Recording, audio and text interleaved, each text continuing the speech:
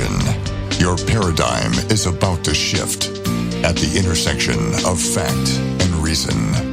You're entering Kingston Country. I'm Dan Kingston, and you're listening to the Dan Kingston Podcast. Well, you're being spoon-fed a haystack full of bullshit with this whole Syria-Turkey nonsense when they're saying the conventional wisdom is that Trump is abandoning the Kurds and we're just giving them over to Syria. We're giving them over to Turkey. We're giving them over to Russia. By the way, why do we care about Russia anyway? Why do we care about the Middle East? Isn't the bad guys China? Don't we need to worry about China now? What's this thing about Russia? Are they really a big power? I know they have the nuclear weapons and that kind of thing, but we got more of them. And by the way, what else do they have besides oil over there? They got oil and nuclear weapons, and they're constantly in the news because they're influencing our elections and they just hate us. They hate us. You know, they're communists, this kind of thing. But why do we care so much? I thought the Cold War is over. I thought there wasn't really any real point to this whole spread of communism thing. Everybody knows now that communism lost. Capitalism won. And we don't need to be concerned about Putin and their sphere of influence, which is minuscule. Let them have it. Let them have it. You know, they don't like ISIS. Do you think anybody over there likes the terrorists? So why do we got to fight the terrorists over in their backyard when they're going to do it themselves? You say, oh, the Kurds, oh, we're giving up the Kurds, we're abandoning the Kurds. You even have this narrative that Trump allowed this to happen. He greenlit it to happen, and you have the Congress, you have the voting to condemn. They're condemning Trump for withdrawing the troops. Well, that's a bunch of, like I say, a haystack full of bullshit, because today a letter came out from the president to Erdogan. It was dated October 9th, and this has been confirmed as official, the real deal. And Trump in it is saying, this is just days after Erdogan has invaded, okay, to set the context. And he's now going further than anybody thought.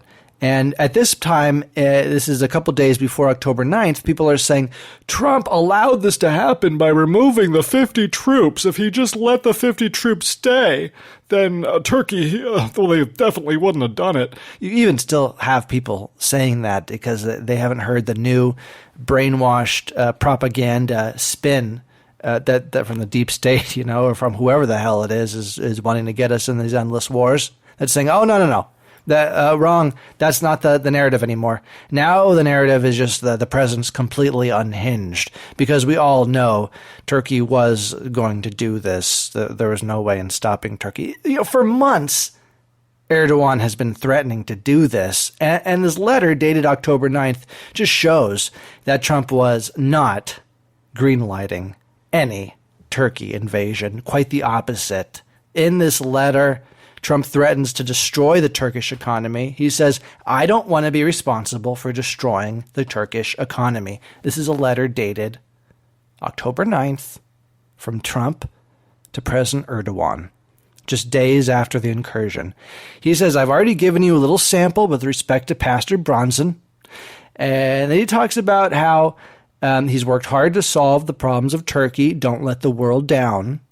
And they're just talking about making a great deal and talking with the Kurds. And then he ends, I think, strongly. They're saying this makes him look crazy, that he says to Erdogan, history will look upon you favorably if you get this done right and humane. It will look upon you forever as the devil if good things don't happen. So what does it suggest? What do you make of this? Because they're trying to spin it as evidence that Trump's a loony, unhinged, unfit to be president. Quite the opposite. What I see is Trump trying to reason with somebody who's turned out to be unreasonable. But in this letter dated October 9th, there's still hope.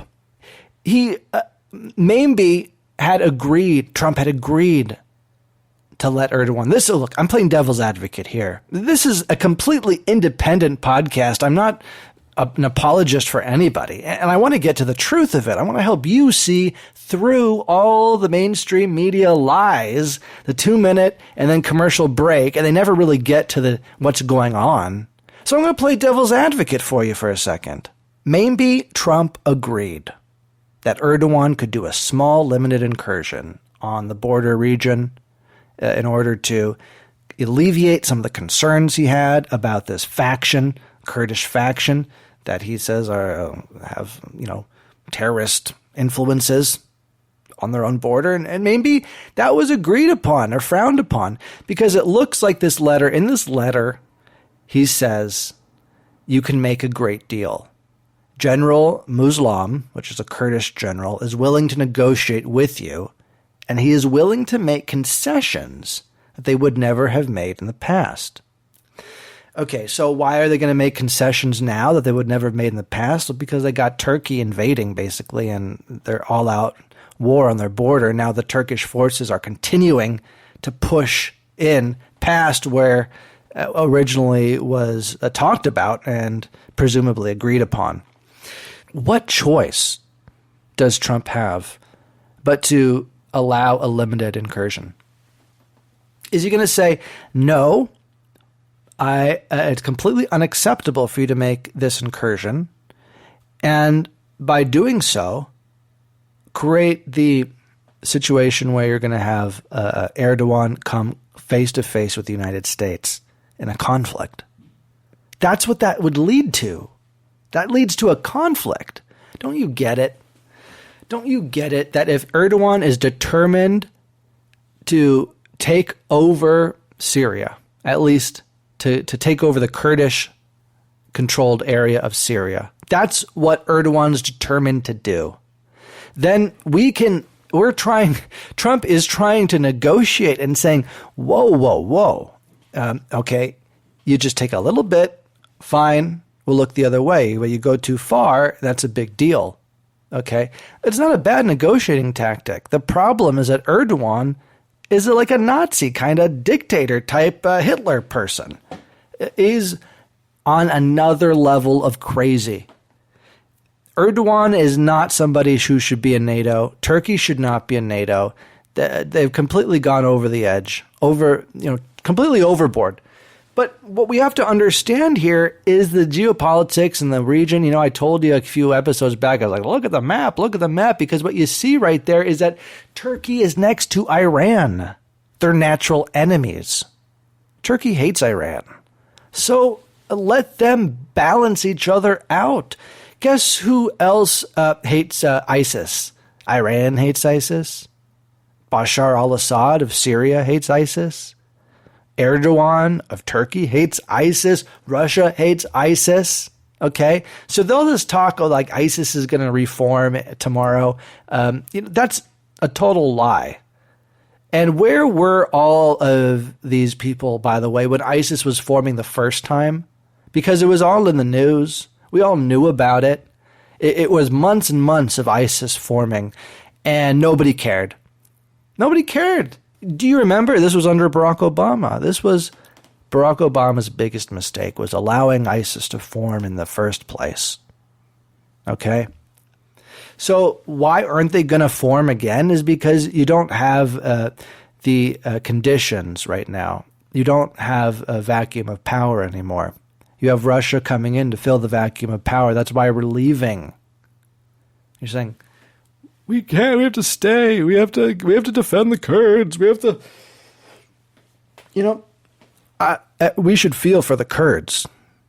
And I don't like the president saying the Kurds aren't angels and this kind of thing. And for him to make, look, the Kurds do not deserve to be maligned by any sense, by any degree. They don't deserve to be maligned. Trump's getting defensive. He's getting defensive over this because the whole lie, the whole narrative is a lie. It's a lie to get us back into the Middle East. Syria's right next to Iran. They want the war with Iran, the axis of evil, Iraq, Iran, North Korea. This is an excuse to put more troops on the border area over there. To get into another civil war in order to just, create a military base, to create some more military bases in that part of the region, to counteract Russia. You just don't even think about it anymore. It's like, this is the geopolitics. This is what we do. This is our strategy. This is our, and people have the audacity to question whether the President of the United States has the authority to change the foreign policy of the United States. Of course. He's president of the United States. That's what he does. He's elected. It's the people. The people are controlling the foreign policy. That's better than the institutions that are just monolithic and just do it without thinking. And they go on their robotic, constant war, endless war, military bases, is Russia bad? There's a new paradigm. And that has nothing to do with our place in the Middle East. It's changing. I'm sorry. For all the people that had a lot of money at stake for us to stay in the Middle East for these endless wars, it's changing now. And it's changing very slowly, by the way. We still have troops all the way. It's not like we're bringing the troops home. Yeah, Trump's saying we're bringing the troops home. We're not bringing any troops home. What we're doing is we're preventing another Iraq. We're preventing another Iran. Because if Nancy Pelosi was in charge right now, I guarantee you if the Democrats were in charge, they'd send 50,000 troops right now into Syria. That's a losing strategy. And you have to understand, it's the neolib-cons versus you and me. They want the constant, endless war for whatever reason. And the sick thing is that they're getting the Democrats to believe in endless war. I mean, you used to have the Democrats. I don't get it. Where's the Barbara Lee contingent of the Democrat Party anyway that were fighting against Iraq? There weren't many, but there were a few. Where are they now?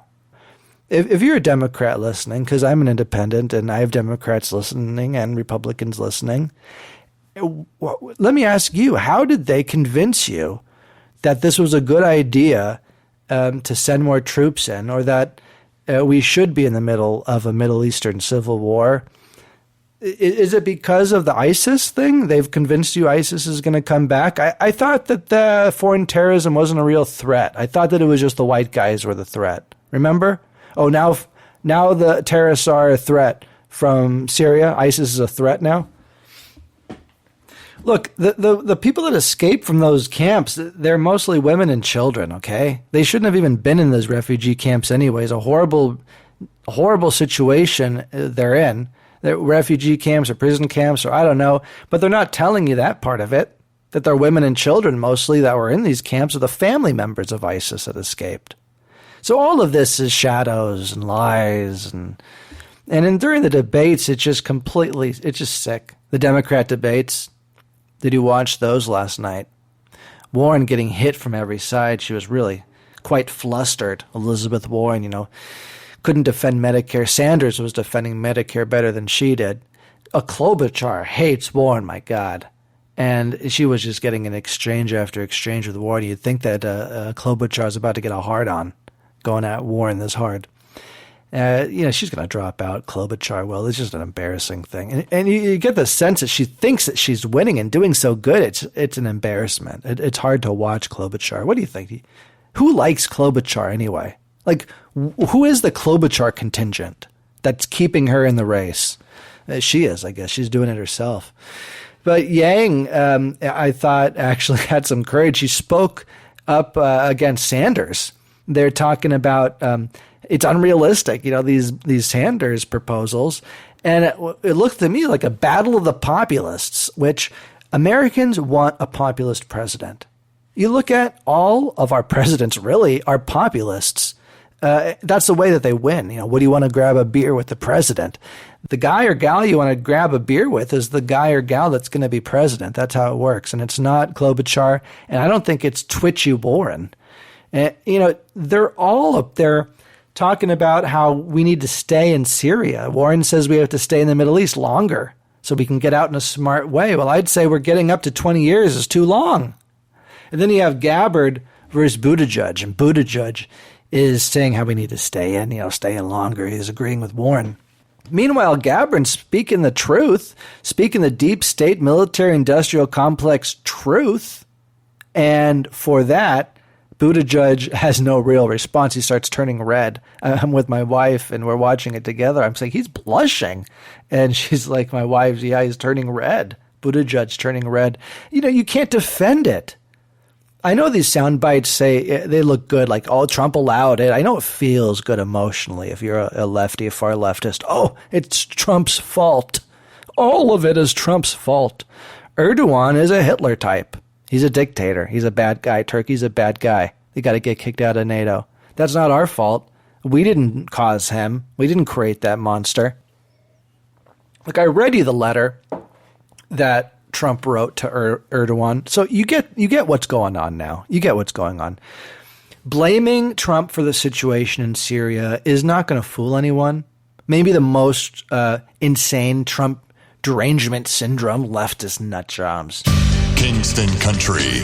You've been listening to the Dan Kingston Podcast.